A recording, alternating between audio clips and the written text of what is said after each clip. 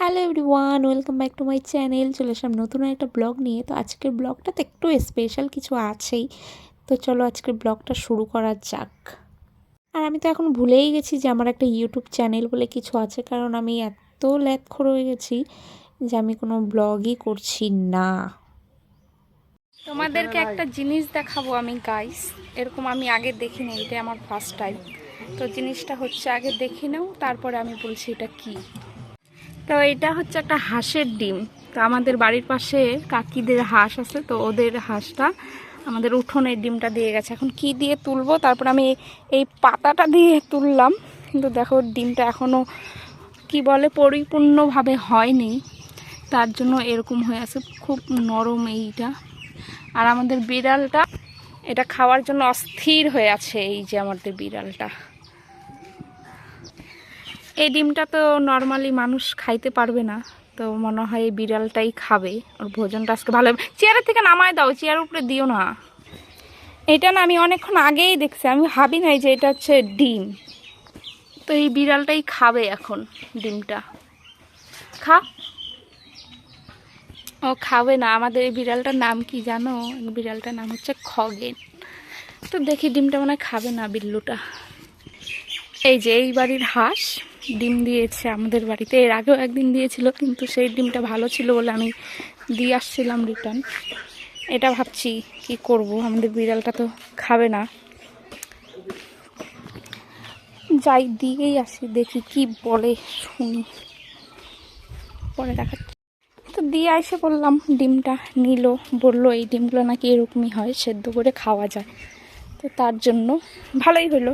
এই যে বিল্লুটা, তুই তো খাইলি না, আমি তো দিয়ে আসছি ডিমটা, ভালোই হয়েছে। আমি এখন যাব স্নান করতে। আর আমি আজকে অনেক দিন পরে ব্লগ আপলোড করছি, ব্লগও করছি, আপলোড না, আপলোড কবে করবো জানি না, ব্লগটা করছি অনেক দিন পর। আর আমাদের এখানে কিন্তু সেই বৃষ্টি পড়ছে রাত্রেবেলা, দারুণ। সকালেও হয়েছিল, মাঠে সেই জল জমে গেছে। আর এইদিকে এই যে জঙ্গল আবার শুরু হয়ে গেছে।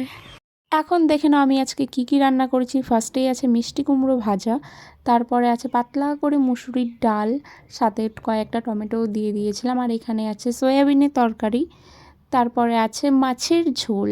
রান্নাগুলো দেখে কেমন লাগছে কমেন্ট করে জানিয়ে দিও। জানি দেখতে সুন্দরই লাগছে, আর খেতেও ভালো হয়েছিল। আমি রান্না করছি, খেতে তো ভালো হতেই হবে, তাই না? আমি যে এত ভালো রান্না করি তার একমাত্র হচ্ছে আমার দিদির জন্য। আমার দিদি আমাকে রান্না শিখিয়েছে। তারপর সন্ধে হয়ে গেছিলো, তারপর ভাবলাম যে কি করব, একটা কেক বানিয়ে ফেলি। তো মোটামুটি তো ভালোই হয়ে গেছে কেকটা বানানো। আর আমি এখন টুকটাক এখানে কেকের অর্ডারও নেই।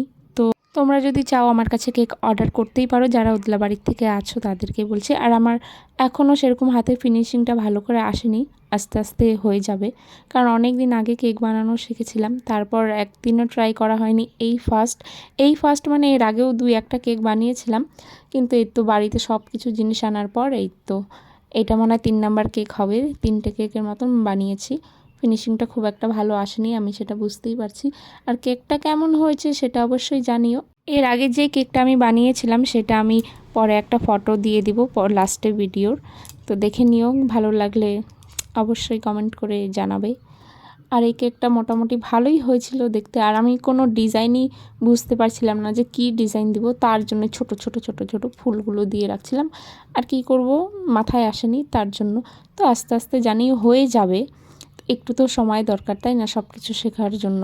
আর আমাকে কিন্তু কেক বানানো শিখিয়েছে আমার ছোট দিদি, আর রান্নাটা শিখিয়েছে আমার বড় দিদি, যেটা আগে বললাম। তো এবার হচ্ছে কেকটা তো হয়ে গেছে, এবার ফ্রিজ করতে দিয়েছিলাম আমাদের ভাঙাচোরা ফ্রিজে। তো যাই হোক, কেকটা ফ্রিজ করা হয়ে গেছে, প্রায় 1 ঘন্টার মতন রেখেছিলাম ফ্রিজে। তারপর আর তর সইল না আমার আর আমার বরের, তারপরে কেকটা কেটেই নিলাম। আর এদিকে কিন্তু থালাবাটি সব সাজিয়ে ফেলেছি, কারণ সবাইকেও দিব, আমিও খাবো, আর আমার বরকেও দিব।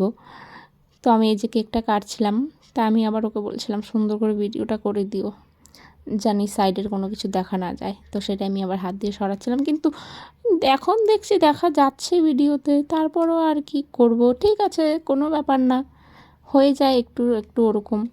আর এখানে যে কী করছিল আমি বুঝতেই পারছিলাম না, নাকি আমি ওকে ঠিক করে ধরাচ্ছিলাম, ক্যামেরাটা এরকম করে ধরো, কিন্তু এখন দেখছি আগেরটাই ঠিক ছিল, আমি আরও বেকার করে ধরছি। আমার মাথায় কিছু নেই গাইস, আমি 1 নম্বরের কিছু না। তো যাই হোক, এই যে কেকটা সুন্দর করে আমি কেটে ফেললাম। এখন কিন্তু খাওয়ার পালা। তো সবার ফার্স্টে আমি খাইনি, আমার বড় খাইনি, সবার ফার্স্টে আমি দিয়েছিলাম আমার শ্বশুর মশাইকে। তো শ্বশুর মশাই আবার কেক খান না, তাকে যে দিয়েছি সে আবার খায়নি। আর এখানে আমি সুন্দর করে রাখতে গিয়ে একদম পড়েই গেল, মানে আর কিছু করার নেই। তো যাই হোক, তারপরে আমার বরের জন্য ঘরে নিয়ে আসলাম কেকটা।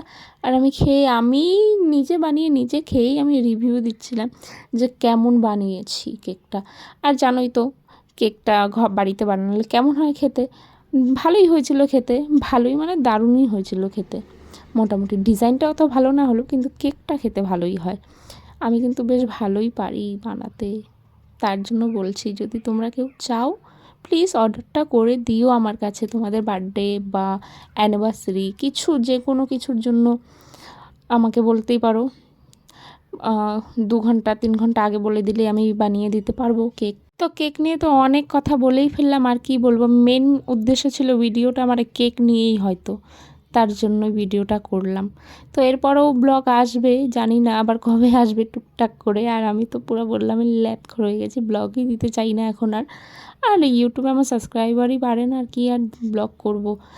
সাবস্ক্রাইব বাড়লে না একটু মনে আশা জাগে, না করি আমার ভিডিও সবাই দেখছে। তো যাই হোক, আজকের ভিডিওটা এখানে শেষ করি। Tata guys. না টাটা বললে হবে না, আমি যে বলেছিলাম কেকের ফটো দুটো পরে দিয়ে দিব, এই তো দেখে যাও। কেক দুটো বানিয়েছিলাম, কেমন হয়েছে কমেন্ট করে জানিয়ে দিও। জানি অত ভালো হয়নি, তবুও বলছি টাটা।